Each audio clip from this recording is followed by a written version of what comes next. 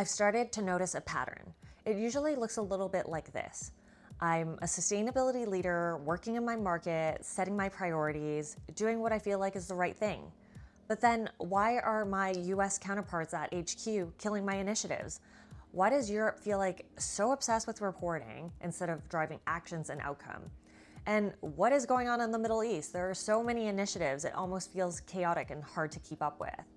Global consistency almost feels impossible. And I think this is where it's super interesting, which is we've all been feeling these little tensions, but we haven't yet had the language to quite explain them. It's because sustainability doesn't move the same everywhere. Even if you're not in a global role, this matters because if you're looking after a country or a region, or even if your remit is local on paper, the reality is you're being shaped by forces far beyond your borders. Capital flows globally.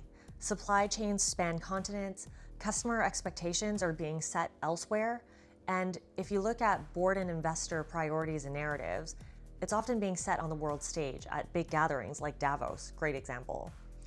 But all of this shows up in your mandate, in your budgets, in what's expected of you locally, sometimes without being explicitly named. So this is why it's super important to recognize these driving forces depending on where you are, because sustainability is not going to look the same. For a long time, sustainability was viewed through a risk lens, and that's still present, but it's no longer standalone. I think leaders who are only looking at it as a risk function are really just solving for yesterday's problem.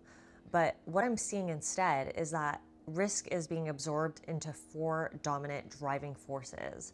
And leaders who recognize where they're operating and how these impact them, it changes everything. So the four driving forces are regulation, markets, vision, and constraints. As much as I love maps and there is a bit of a geographical element, I do find that it's more useful starting from the drivers. Because sustainability strategy behaves very differently depending on what actually is pulling or pushing the system forward. And of course, there's always going to be a primary driver, but they don't act alone. There will also be secondary ones and other influences.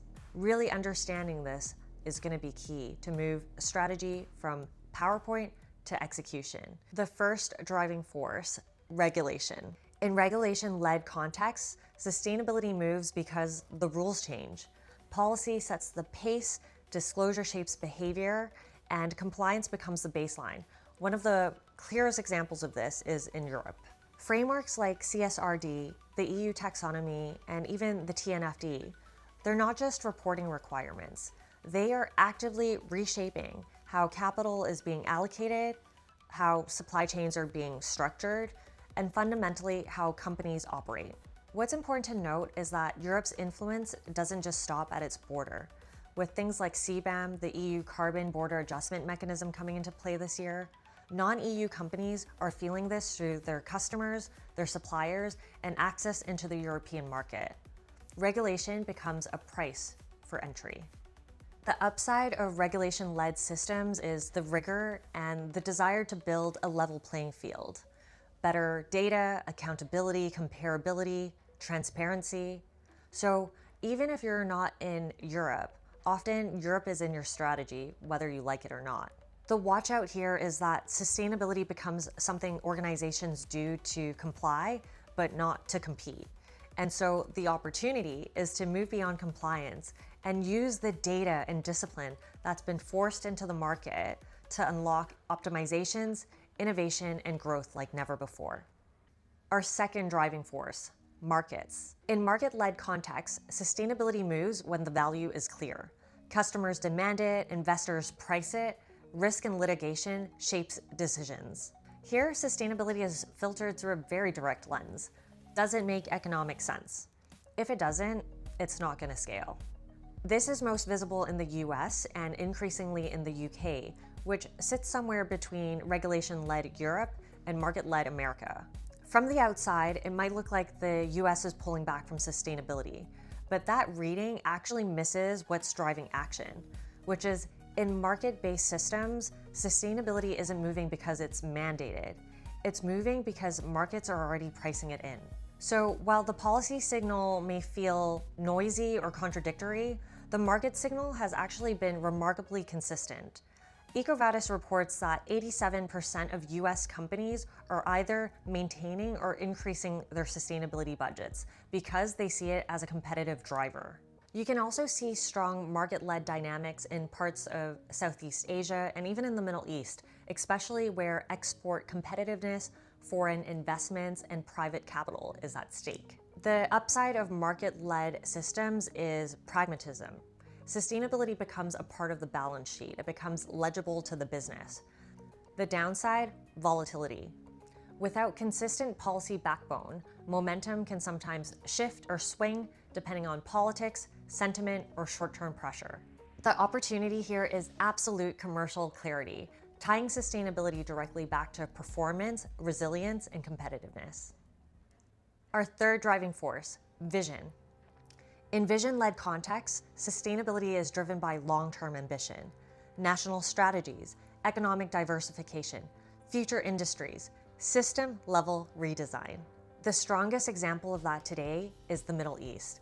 Sustainability here isn't just about fixing the past, it's about designing the future. When alignment happens at the top, things move very quickly because sustainability isn't fighting for relevance, it's very much part of the future story. And the opportunities are enormous. We're talking energy transition, food and water security, infrastructure, technology leadership. One of the things that blew me away at Abu Dhabi Sustainability Week was the number of Chinese solutions that are already having an impact on the ground and delivering results at scale. And the opportunity in vision-led systems is speed and scale. Entire systems can be redesigned all at once. The risk is execution. To turn bold vision into durable operating models, capabilities, and incentives, it can feel chaotic because there are so many moving pieces and countries, organizations are all moving at different speeds, even within a region. So the key here is collaboration and partnership at every level, which is definitely felt in this region. But when vision, capital, and leadership align, that's when sustainability stops being incremental and becomes transformational. The fourth driving force, constraint. In constraint-led contexts, sustainability is often driven by necessity. Access to energy, access to water, access to food, mobility, finance. This is most visible in Africa, but also shows up in the Middle East, Latin America, Southeast Asia, and increasingly in China, where resource pressure, pollution, and scale creates real constraints. Sustainability here is not a nice to have. It's often deeply state-directed, operational, and infrastructure heavy, focused on building stability, security, and long-term national interest. It doesn't always use the same language as we see elsewhere, but it is intensely strategic. China doesn't see sustainability as compliance or reputational. They see it as an industrial advantage. And that's why it's winning some of the supply chains that others are now trying to regulate. One of the things that blew me away at Abu Dhabi Sustainability Week was the number of Chinese solutions that are already having an impact and delivering results on the ground in a big way. Constraint-led markets often produce some of the most scalable and practical sustainability innovations, precisely because there's no room for waste. Here, sustainability isn't a separate agenda. It is the agenda. And scarcity drives innovation. Because legacy systems are either weaker or absent, adoption curves are much steeper and change happens much faster than in more mature economies, which makes for a super exciting startup ecosystem. Bringing it together, this is why it matters for leaders, and this is where a lot of global sustainability strategies break down. What works in a regulation-led system can feel very heavy and bureaucratic in a market-led one. What works in a vision-led context can feel very abstract and near impossible in a constraint-led environment. Yet global teams are being asked to devise one strategy to roll out everywhere. And the answer isn't fragmentation, but there's also no one-size-fits-all approach. I think what works well is freedom within a framework. So you have a global North Star, some shared principles, common data, and accountability.